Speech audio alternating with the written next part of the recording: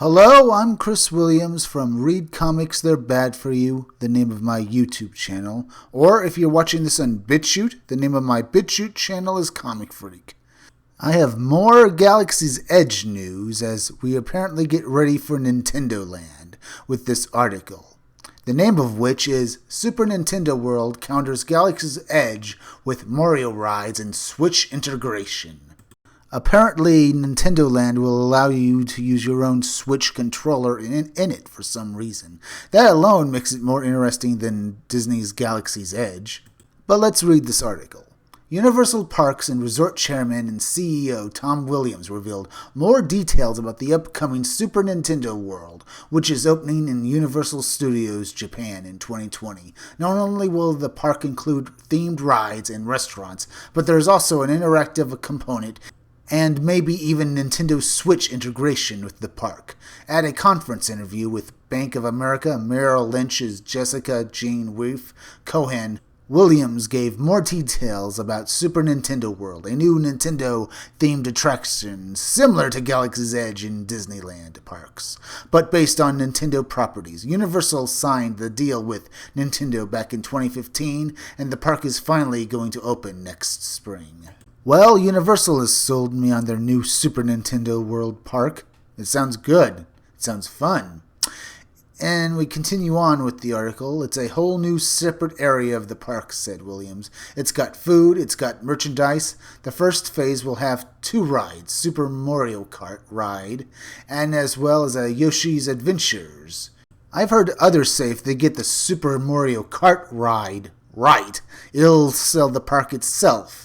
And I have to say I agree with him. I might never have played Super Mario Kart, but a real Super Mario Kart game in real life sounds awesome. On top of the 2 rides, Super Nintendo World will open with, Williams said, visitors can interact with the park directly with the Nintendo-themed magnetic wristbands. You can slap it on your wrist and it just snaps on and it won't come off. The idea is similar to the Disneyland app that visitors can use to interact with QR codes scattered around parks like Galaxy's Edge. At Super Nintendo World, these wristbands will allow visitors to go up and keep score and play with various games, and that also translates to a score-keeping capability. As they said, this is similar to the Disneyland app, where at Galaxy's Edge you can use these QR codes to do stuff at Galaxy's Edge, only this actually sounds entertaining.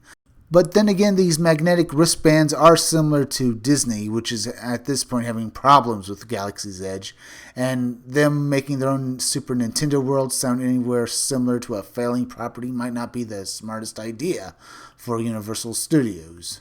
Getting back to the article, Williams also suggested that the rides at the park also interface back with your game console. Presumably, this game console is a reference to the Nintendo Switch, which is just portable enough to bring around with you to an amusement park, especially once the Nintendo Switch Lite comes out later this year. Disney has been making headlines with its ambitious Star Wars-themed Disneyland attractions, and Williams said in the same interview that Disney is really its only competitor in the amusement park space. It appears that Universal is hoping to counter Disneyland's new attractions with the help of Nintendo.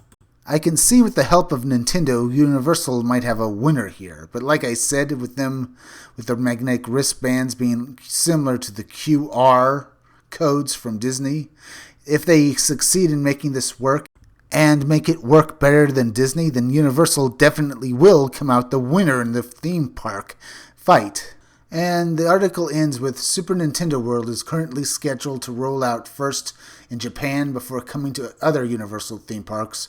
Williams confirmed that Super Nintendo World will be coming to the US, but declined to give an exact time frame. It's unknown if the North American versions of Super Nintendo World will include similar features like the wristband and game console integration. I can see them not including the game console integration with the American versions of Super Nintendo World because, well, they might be worried it could discourage people from coming to their theme parks.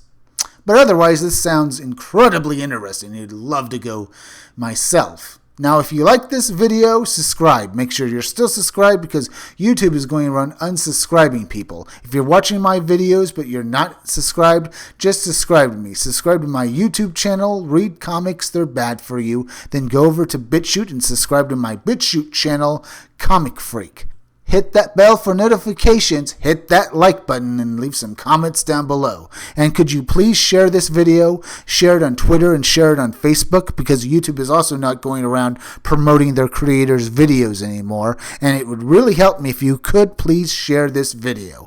Alright folks, it's that time of the day again where I plug my independent comic book. Keep checking back again in future videos for more information on my own upcoming independent comic book, Scumdogs. I'm Chris Williams, and I'll be back again tomorrow with another video or review.